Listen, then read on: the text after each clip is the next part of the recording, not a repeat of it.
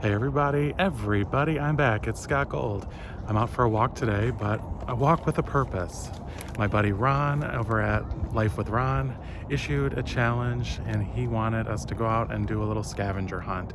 So it's a good excuse to get out and take in the sort of nice weather. It's in the upper 40s here in Chicago area. I am at Bemis Woods in the Cook County Forest Preserve, and behind me there's like a ropes course that they have here at this particular facility. So I thought we'd go out and take a walk and see if we can find some of these things here on this scavenger hunt.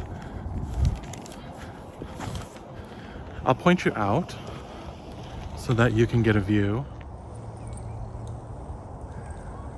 And they built this a couple of years ago, and I'm not all exactly sure what it's about, but a lot of people seem to be interested in it. There's quite a few cars here, and I guess people just walk around on these ropes and get harnessed up and, I don't know, have a thrill. So, not something that I would certainly be doing, but I did do this back in college. It was part of a team building event, and they actually forced us, this one particular class I was in, to go out and do that. Now I already see one of the items, two of the items on the scavenger hunt list. Green leaves, so there's not a whole lot of green leaves because spring is not that sprung here in metropolitan Chicago, but Ron is in Ohio, and it looks like they're at least 3 weeks ahead of us in terms of spring. And water is another one, and I don't know if you can see, but down this ravine there is a stream. It's called Salt Creek. So there's a peekaboo of it. We'll begin about as we go. And here is another item, which is brown leaves. And wow, I'm 3 steps in, and I already am getting through a lot of these items. Here are sticks, which is on our list. 1, 2, 3. All right, we're just plugging along here. I see weeds. Is that clover? Let's call it clover.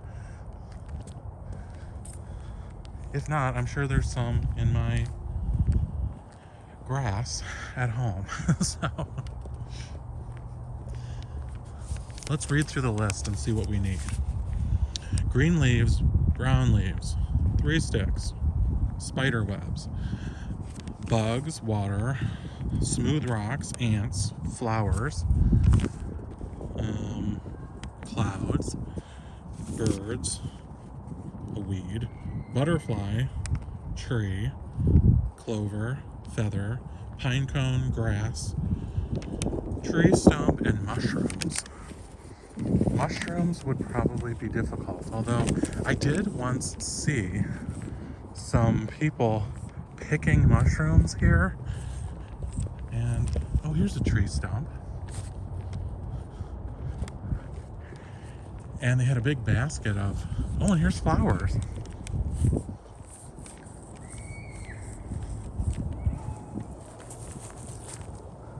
Flowers.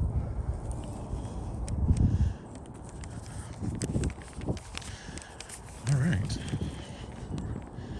They were picking these mushrooms. Here's a tree stump. Did I already say that? I have a pen. I should probably mark these off.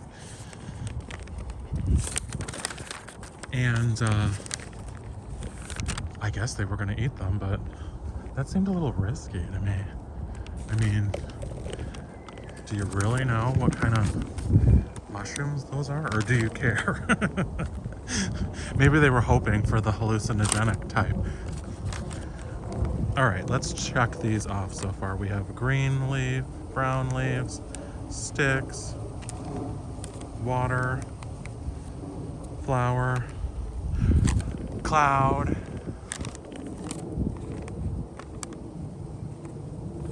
weed, tree, clover,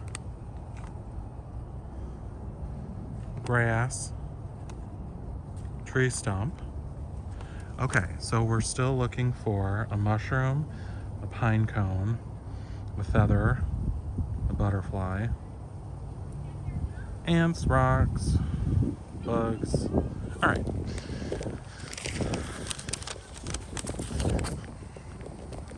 How about a fellow walker? That would be a good one.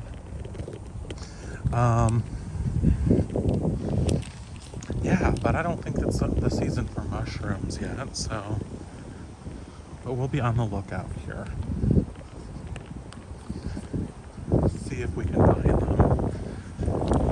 Of course, I have stuff to talk with you about. So. Yeah, and I never used it. I was just putting down some fertilizer on my lawn, so I figured. There's a tree stump. So I figured I spotted some clover. You know, I have a lawn service, but they haven't come yet. And the guy said, well, we'll come whenever we need it, or whenever it starts growing. Okay, but I kind of wanted you to clean up the yard because there's a lot of sticks and, you know, just the stuff from the winter that you have to clean up. And he said that he's going to be doing that. So it's not like I want to start doing it myself, and then he's going to charge me several $100s for the spring cleanup. So I thought, well, I'll just put the fertilizer down over the top of it because I don't pay for that anymore. I used to pay, oh my God, I won't tell you how much I used to pay to have all that stuff done every, you know, year throughout. They would start in the spring and then go all the way through to the fall. And I don't know how many applications it was, but a lot of money. And every single time you turn around, there was another bill. And, you know, in the spring it looked good, but when we had a lot of rain, and it's going to look good regardless, you know, and then you would have the times where it would get the drought, you know, kind of starting in, and things would get dry, and they just keep putting chemicals on it because it was like, oh, well, it's your day for more chemicals. So trying to go through for a more natural approach. I have some fertilizer that's not really a weed killer. It's just kind of a organic fertilizer. My neighbor has been using it and he told me about it, so I'm gonna try that and then just try to like spot kill the weeds with the pump sprayer. And you know, I used to do a lot of this stuff all myself, and then a couple of years ago, well no, it's in 2020 when we had the pandemic, I broke my ankle, and it was sort of in the mid-season of the growing season, and so I couldn't continue looking after my own yard, so I hired someone. And you know, of course, it should have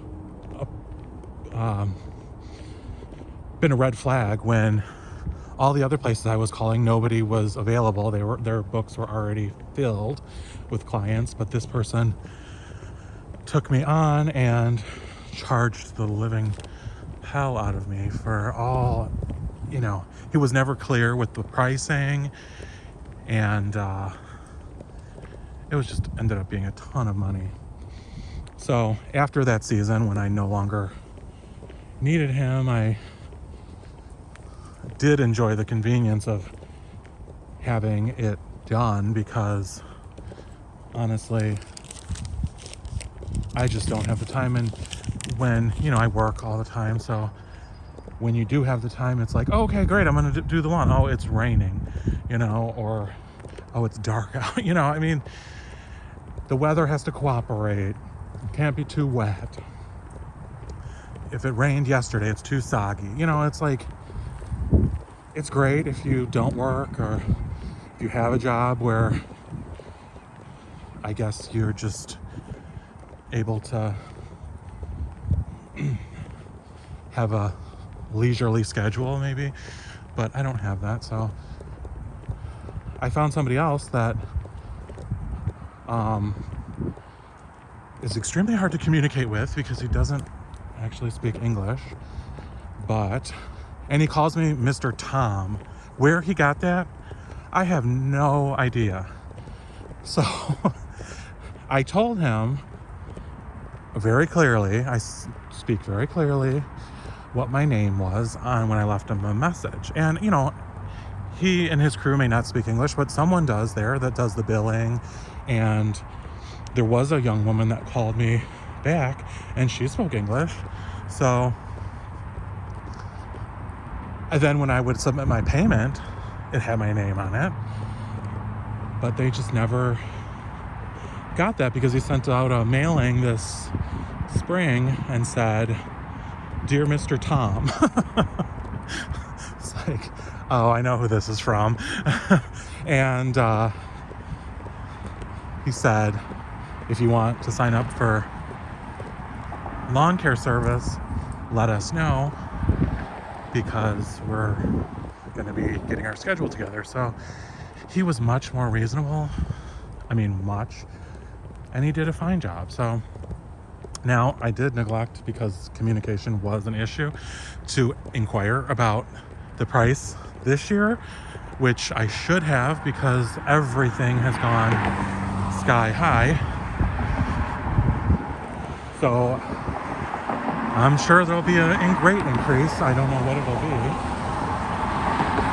but I guess that'll be a fun surprise. Now I'm hoping, since he was pretty reasonable, and I think it was just him and another guy. So we're crossing over the Salt Creek here. And I believe I took you guys on a walk here once before. And we cross the street and it continues.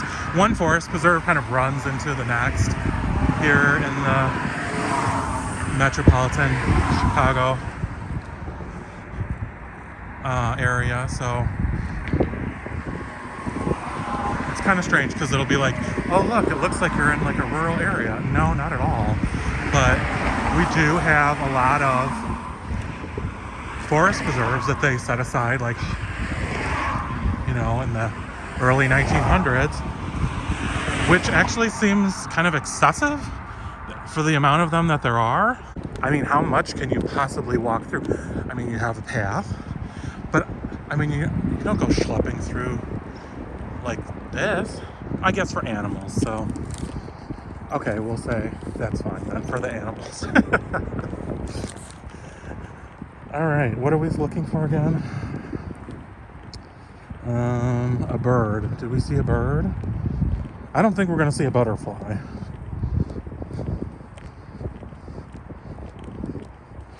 Now, maybe when we get to a quieter area, there'll be an area where you can get a little closer to the water, and maybe there'll be some birds or bugs or something like that. I mean, birds and bugs like water, right?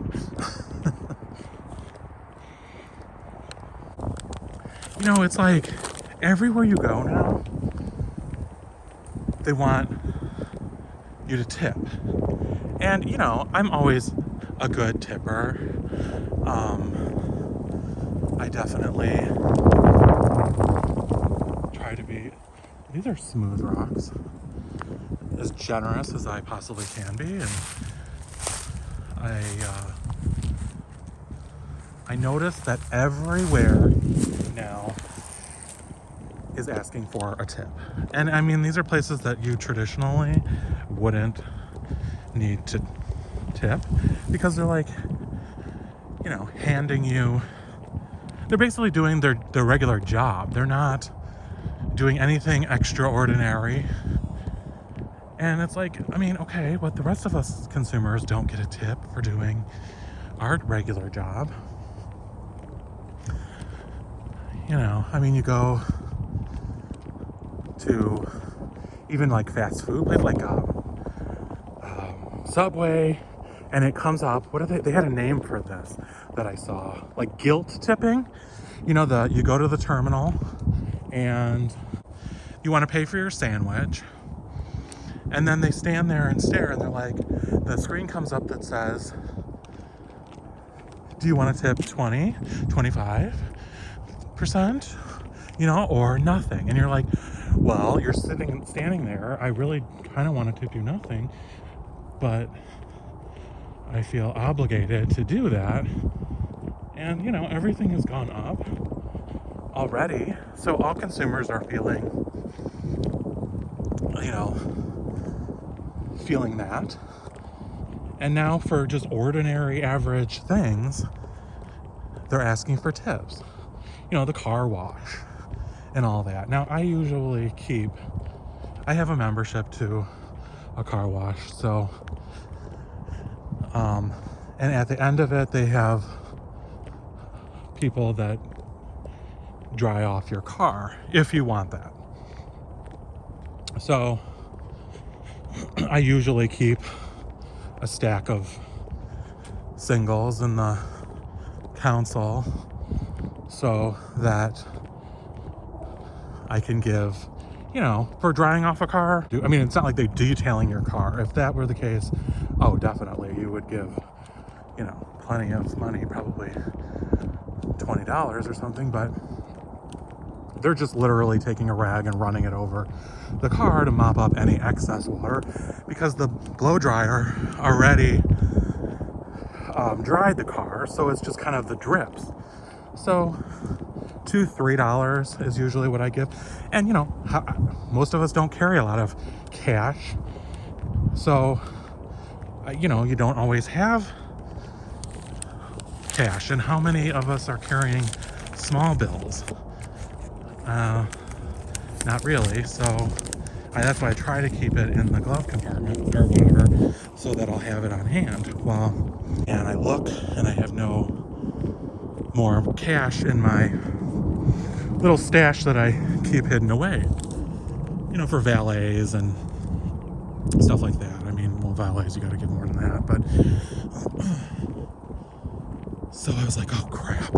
So I'm looking at my wallet and I only had 20s, and I was like, damn,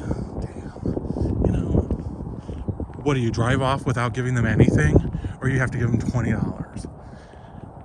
So I gave him $20, and I said, happy holidays, happy Passover, happy Easter, whatever. But I wonder what that white stuff is. You think, oh, there's a goose. You don't think those are mushrooms, do you? Should we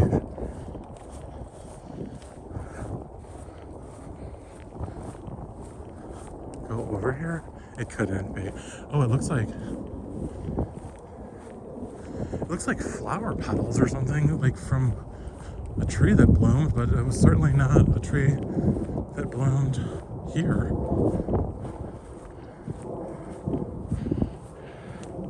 What are these? They are flower petals.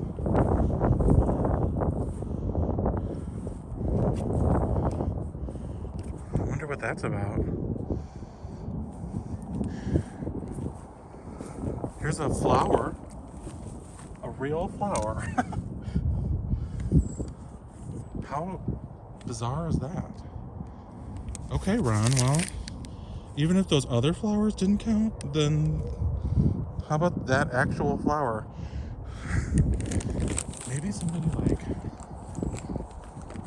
I don't know, scattered ashes and like no, maybe they got like married and they took photographs here. That would make makes sense. Let's look at this duck or whatever, goose.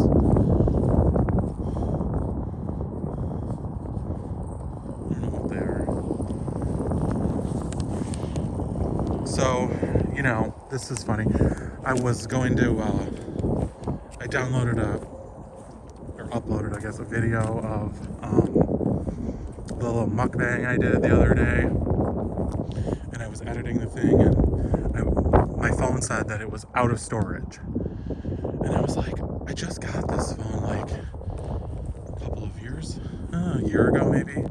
It's an iPhone 12, and it's not the very highest level, but it's the one down. So, you know, it had a lot of storage, and I don't remember. I mean, it was extremely expensive. So, and at the time I thought, oh, I don't need the very, very top one, but I wasn't doing TikTok videos or YouTube videos at the time. So, you know, you had your photos and all of your other stuff, but it seemed like, oh, I would never need that much, because every time I get a new phone, I just transfer over everything. And it's always been fine, you know, because by the time, you know, you get a new phone every couple of years, I guess, 3 years, and by then things have advanced and they're offering, you know, more and more memory. So it's always been fine. I said just transfer everything over, and I really don't look through a lot of that stuff. You know, you kind of get into the habit of just transferring it over so that you have it, and then not going through all of those pictures and looking at them. So and I also would just transfer over all the messages and everything. Well, you know, after all these years, that definitely adds up. But really what was the killer was making these videos, and I'm just in the habit of keeping everything because, I don't know, I'm not afraid to delete things. Here we are at the Salt Creek. Oh, I guess you could canoe here, which I probably would not do, but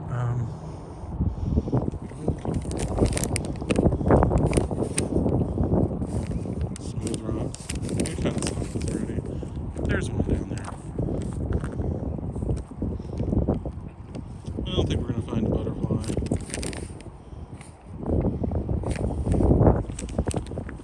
And it's probably cold for bugs too. Oh God, look at that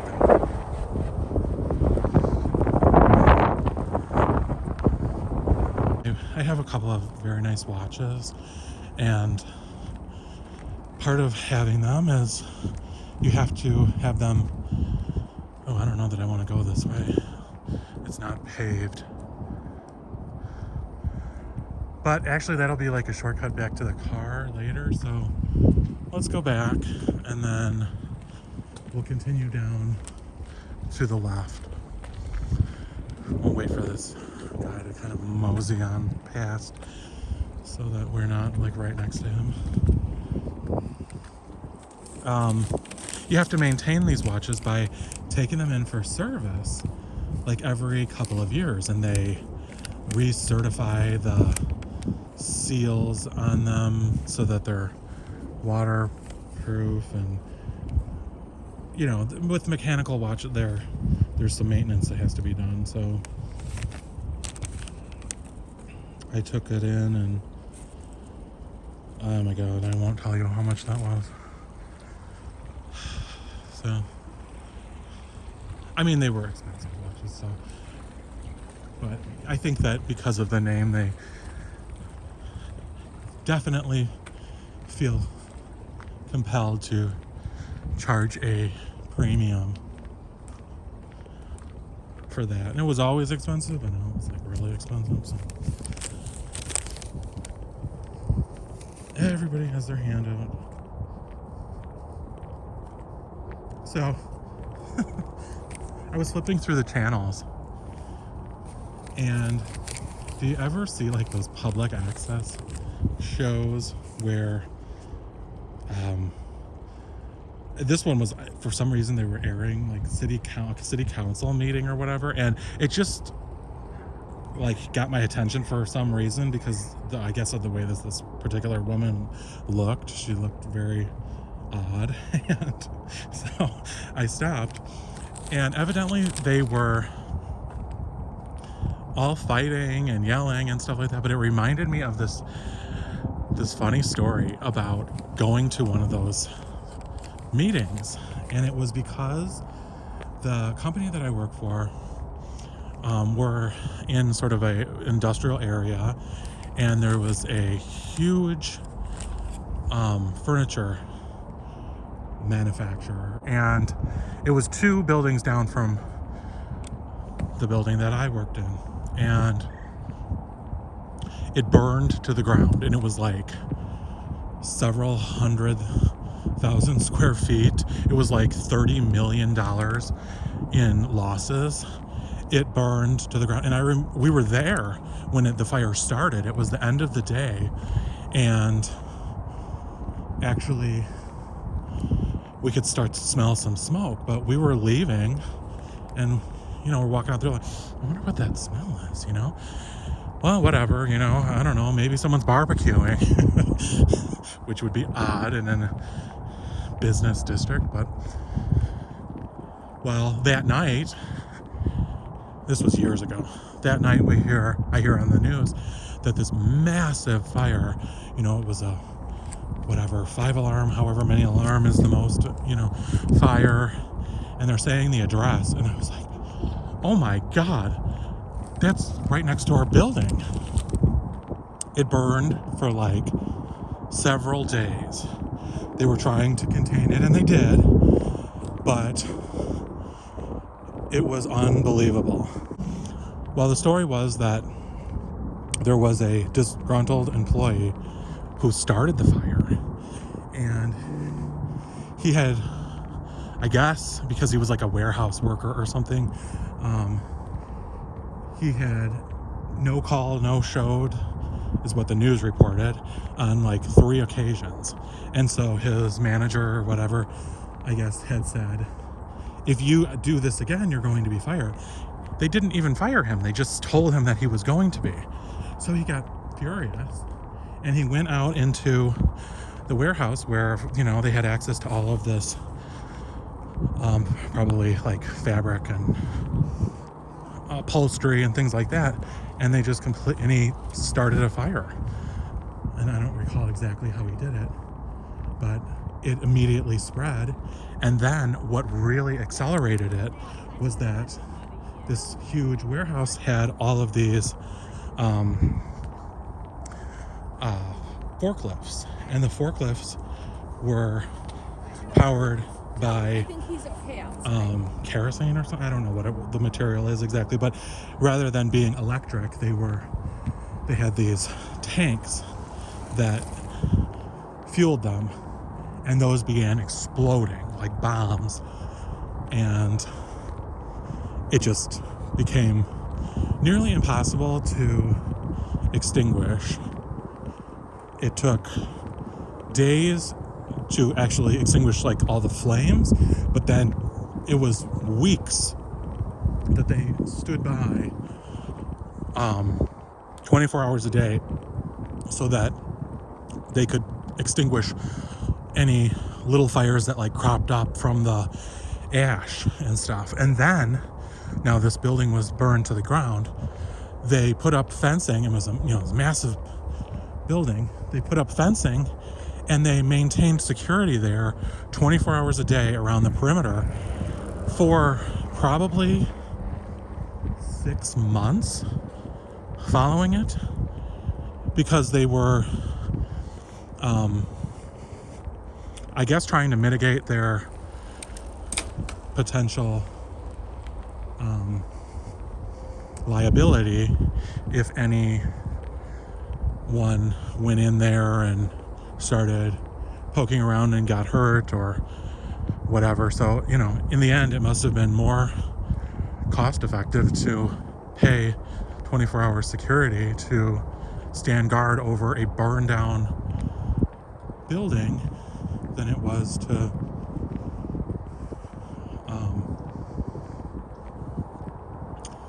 have the exposure to that risk of lawsuits. So isn't that such an American thing? Probably other countries would never have that. They say America is the most litigious country on earth, and I guess that's probably true. You know, we're famous for lawsuits, so I don't know if you can hear the traffic whizzing over that way, but it's true. We're in sort of just a pocket of forest in the midst of all the urban sprawl and all of the traffic. Yesterday I was off from work, which I'm never off from work, you know, other than on the weekend, but and I had this whole list of things that I wanted to do. But I don't know if any of you are like this, but I just love my downtime, and especially on the weekends, it just makes me happy to chill out, lay in bed, watch TV, you know, until 2 o'clock and not do anything. And I feel like, well, let me ask you this. Is it wasted time if you enjoyed doing nothing?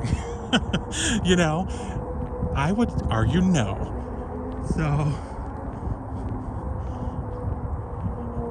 I just enjoy doing that because I don't ever get that leisure time, you know, where you can just sit around and not do anything. Especially on a Saturday. I mean, a Saturday is probably the only time that I really have the opportunity to do that. So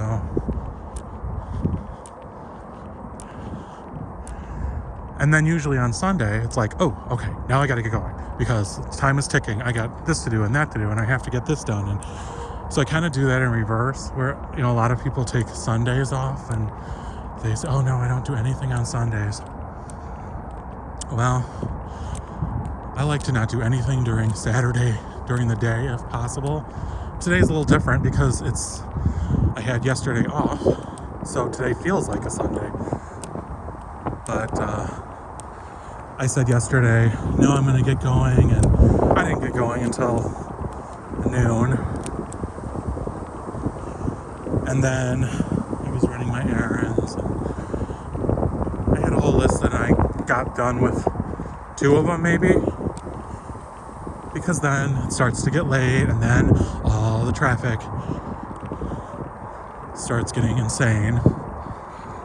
So I was just stuck in crawling traffic. So I was taking the side streets home rather than the expressway.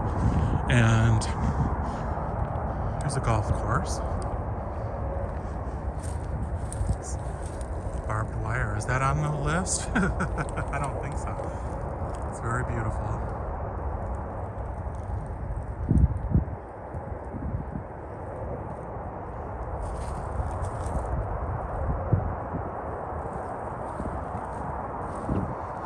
Oh God, when you hear that crack, you're like, is that coming towards me?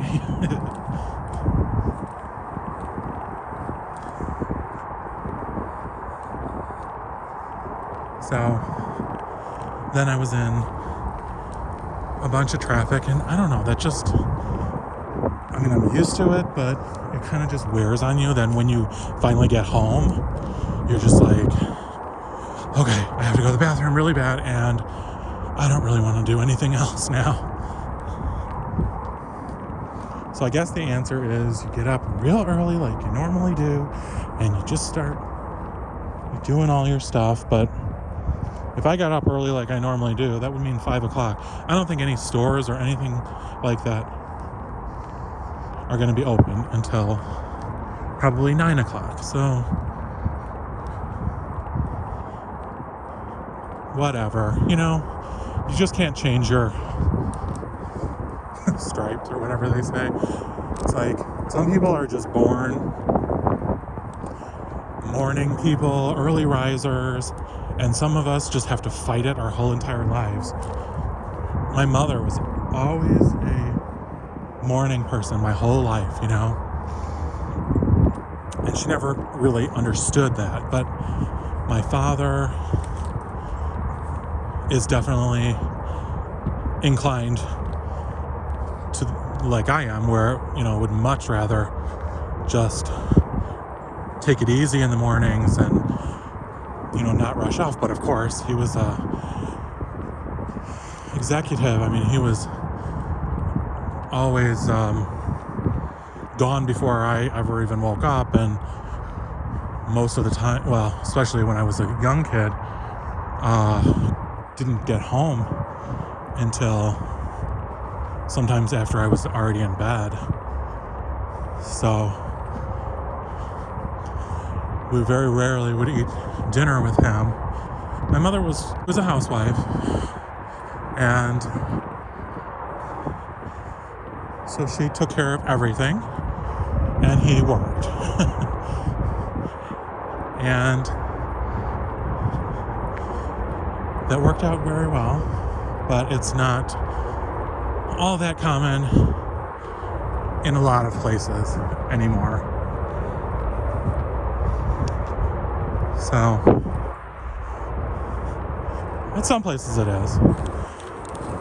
I'm never home during the day, but whenever I am, I look around and none of my neighbors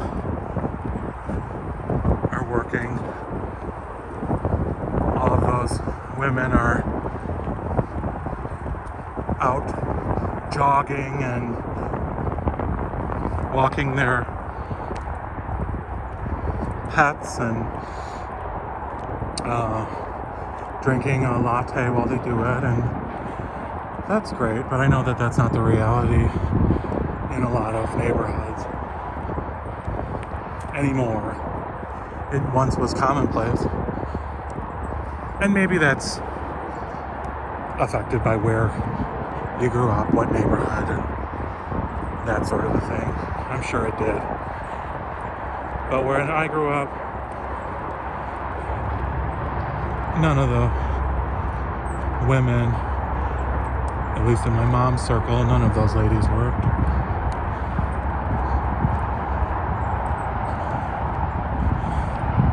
So they would go to, I guess they were the first real housewives. Never thought of it like that, but I guess so. But I guess, at that time it was routine. Now they make television shows about it.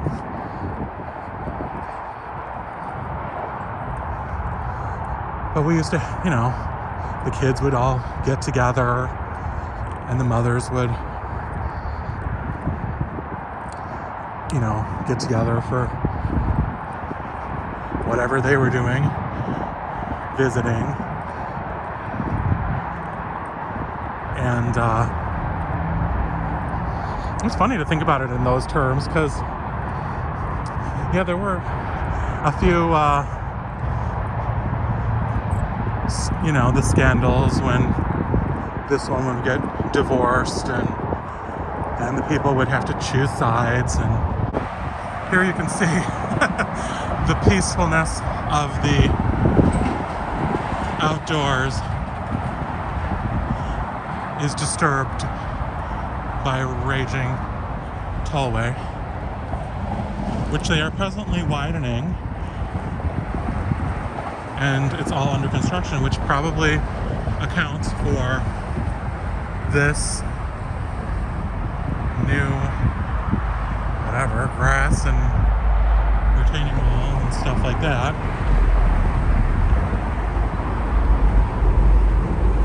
That they have here.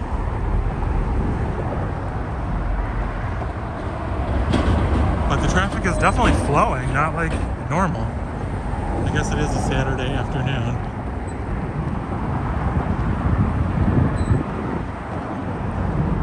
I don't know if I'll walk under there, only because it's probably going to be echoey and loud.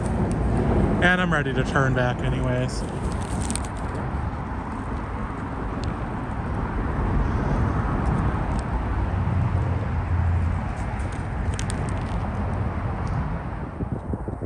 I just wanted to show you this. Something I noticed walking past. I'm thinking this might be burl wood. It looks like this is a oak. See those growths there? I'm thinking that might be burl wood, and burl wood is actually a cancer of the tree. And there's one there, one directly across on the other side, and then as you go up, I see a couple more, and it doesn't appear that it's from where a limb was taken off, because they're just very rough in appearance. But burl wood is one of the most sought after woods because of the cancer in the wood. It creates this gorgeous swirl, and it's usually used in veneer because it is so valuable and sought after that usually it's shaved into super thin pieces and then used in furniture making to apply a veneer of that beautiful finish. And it's definitely one of my favorites. I love burl wood furniture, but it is extremely expensive, and you know, it's almost always a veneer. So if you had a solid piece of furniture with burl wood, the price would be probably pretty astronomical. It probably wouldn't even be produced today.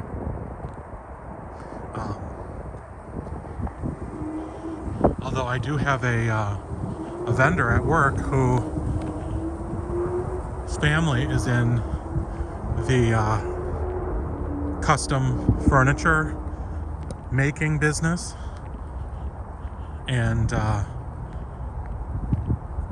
you know, there's a lot of custom furniture, like, you know, you think of, oh, okay, well, like I have Ethan Allen furniture, things like that. Well, no, this is like stuff that's commissioned.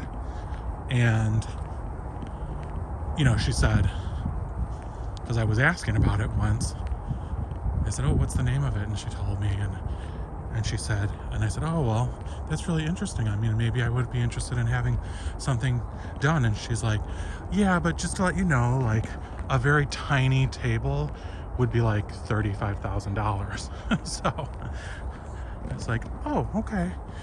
Yeah, well, maybe not. So I thought I would point that out as I happened past it, because you just never really see that. So look at these little buildings here. You find these throughout the forest preserves, and you know, it's like a little fireplace with a seating area, but yeah, I don't think it would be permitted to actually use that.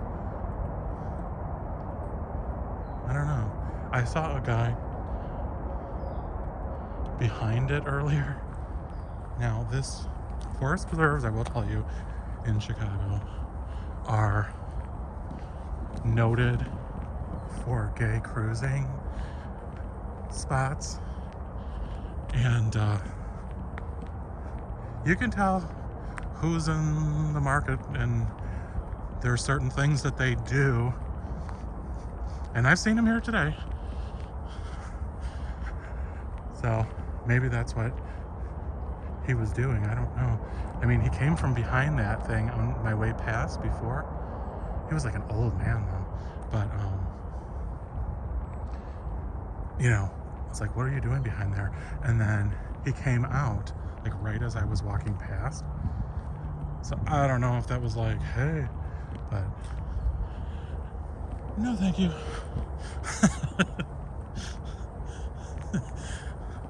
Not looking for indiscriminate sex. Thank you very much. Well, at least not that indiscriminate. Oh my God. Well, thanks for joining me today, guys, on this scavenger hunt for Life with Ron. We found many of the items, and I don't think we found all of them, but the point of it was to go out and have a good time. So it was a nice day, a little cool, but got us back out and